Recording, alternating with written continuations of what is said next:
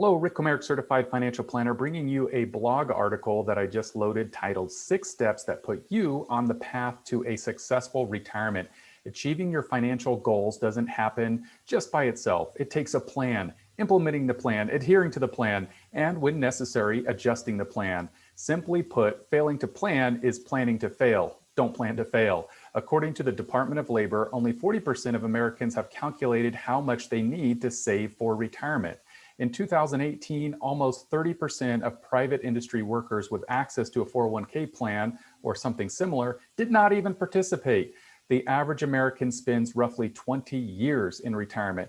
Nearly everyone will receive Social Security, but Social Security won't pay all the bills. So number one, regular savings is critical. Once you begin an automatic payroll deduction into a retirement account, you won't miss it, I promise. Let me tell you a short story about my own experience. When I first started saving in my company's 401k, my initial goal was to put 10% of pre-tax income into my 401k.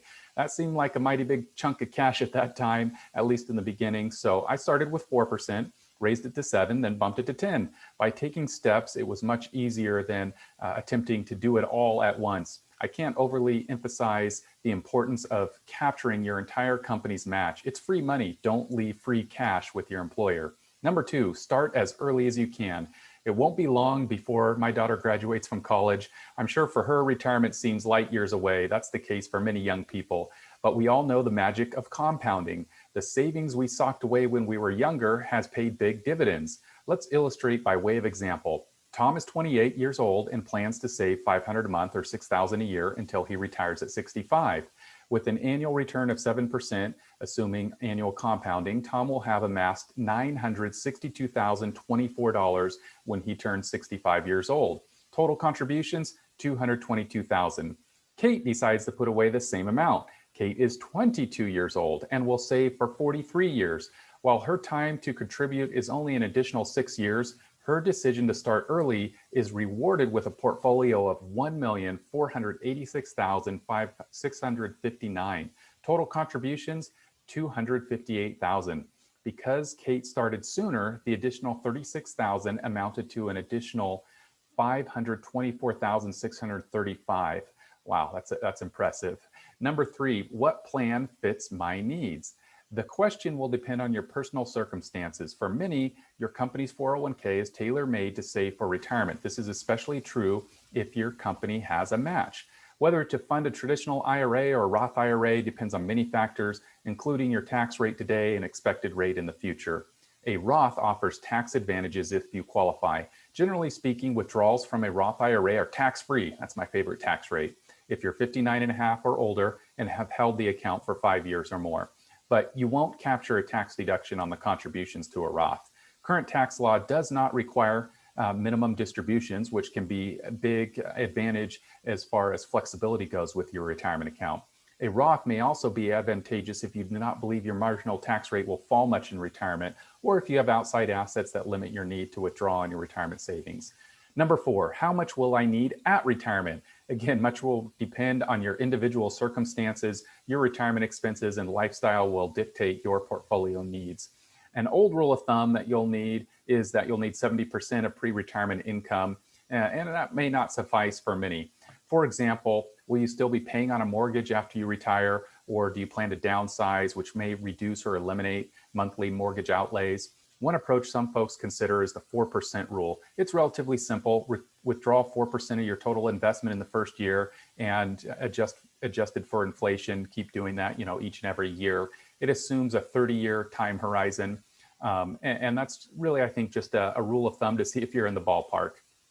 Depending on Social Security and pensions, you may have a more generous allowance from your savings, may work as well.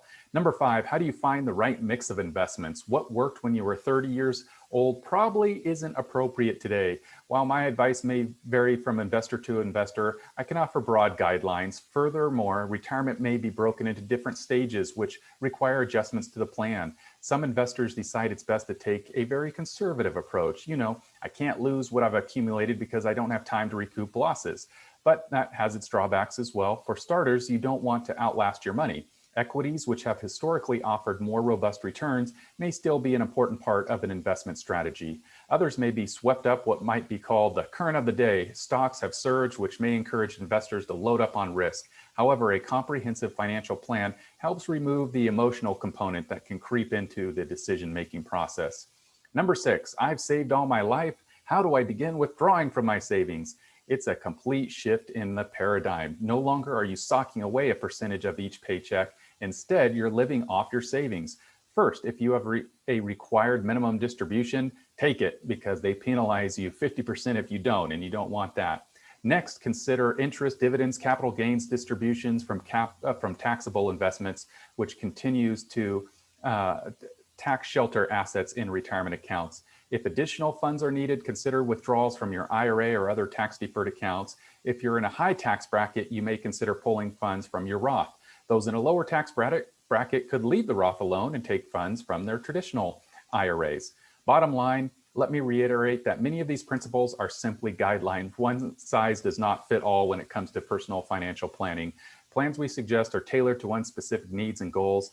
If you have any questions, I would be happy to share our recommendations. I'm simply a phone call or email away. I trust you found this review to be helpful and educational. I share a variety of issues with you and I have an open door policy. If you have any questions or concerns, let's have a conversation. That's what I'm here for. As always, I'm honored and humbled that you've given me the opportunity to serve as your financial advisor.